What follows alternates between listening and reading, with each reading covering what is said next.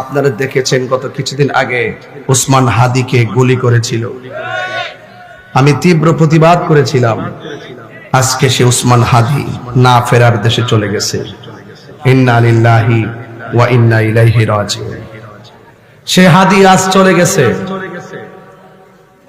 আমি একটা ছবি দেখে আমি স্তব্ধ হয়ে গেছি। তার বাচ্চাটা কাদের মধ্যে ছিল এইভাবে, ফুটফুটে বাচ্চাটা কত আগ্রহ নিয়ে বাবা তার বাচ্চাটাকে কাঁধে তুলে আনন্দ করেছেন। সে আনন্দ হয়তো বাচ্চাটা আর পাবে না। বাচ্চাটা এতিম হয়েছে, স্ত্রীটা বিধবা হয়ে গেছে, মা তার সন্তানকে হারাইছে। আল্লাহ পাক যেন এই হাদিকে জান্নাতুল ফেরদৌসের আলা মাকান দান করে, আমিন কোন।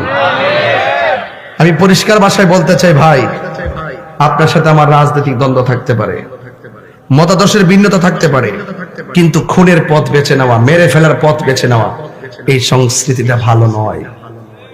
লাশ নিয়ে রাজনীতি আমরা চাই না, লাশের খেলা আর হোলি খেলা আর আমরা দেখতে চাই না। কথা বলেন ঠিক না বেঠিক?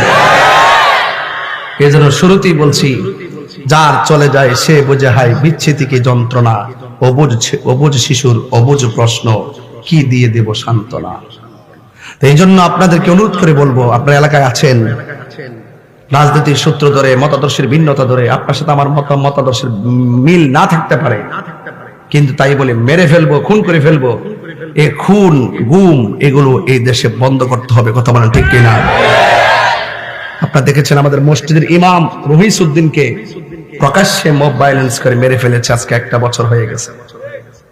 সেখানে রহিস উদ্দিনের বাচ্চারা আর বাবাকে দেখতে পারে নাই।